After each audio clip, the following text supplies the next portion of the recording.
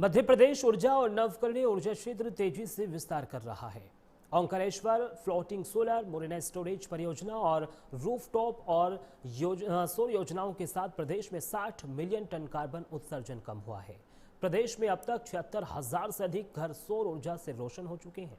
मध्य प्रदेश में सौर ऊर्जा के क्षेत्र में चल रही परियोजनाओं और मौजूदा राजनीतिक हालात के बारे में प्राइम न्यूज संवाददाता विभा सचदेवा ने प्रदेश के नवीन एवं नवकरणीय ऊर्जा राकेश शुक्ला से खास बातचीत की है।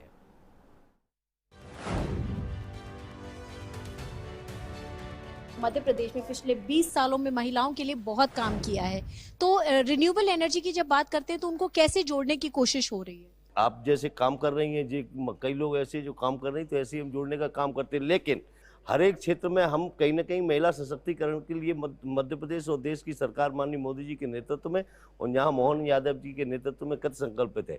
और इसलिए हम लगातार उस महिला सशक्तिकरण के लिए क्या कर सकते हैं, लगातार प्रयास कर रहे हैं। चूँकि आप लोगों का भी जो समाज के लिए सहयोग कर रहे हैं, इसमें आपका भी योगदान है। आप जो भी और बताएंगे माननीय सरकार के द्वारा, मध्य प्रदेश सरकार के द्वारा पूरी गंभीरता से उस काम को और करेंगे। जी, आपने एक और बहुत यहाँ पर मध्य प्रदेश एक मिसाल बना इसमें कि पहले तो जहाँ पति वोट देते थे, बेटे वोट देते थे, महिलाएं वहीं पर वोट देती थी, लेकिन यहाँ पर एक मिसाल बनाए मध्य प्रदेश महिलाओं के। अगर राजनीति की बात करें तो उसमें तो उस विषय में आपका क्या कहना है? महिलाओं की बराबर की भागीदारी जो महिलाओं ने की, लेकिन मैं इसके लिए आपसे कहना चाहता हूँ, इस मध्य प्रदेश की योजना ने पूरे देश में भागीदारी की है।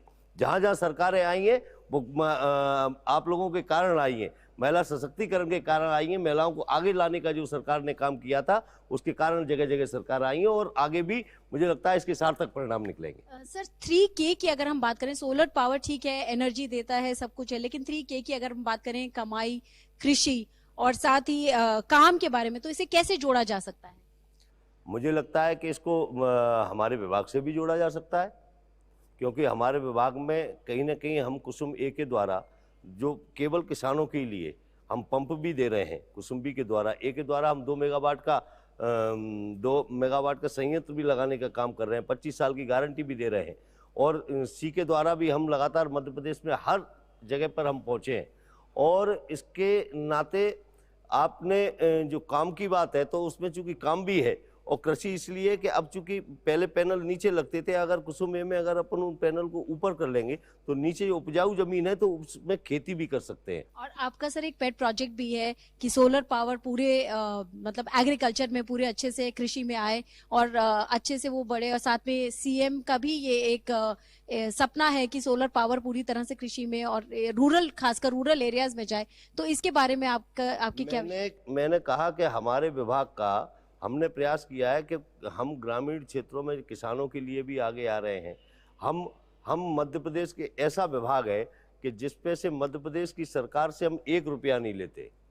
अकेला ये ऐसा विभाग है जिसपे 1 रुपया नहीं लेते और लौट के हम उनको अपने जीएसटी के माध्यम से उनको मध्य प्रदेश की सरकार को और देते हैं। अभी तो हम जिस और आगे बढ़ रहे हैं, रेस्को मॉडल से हमारे 45 जिलों में सारी सरकारी बिल्डिंगों को भी हम सोलराइज कर रहे हैं।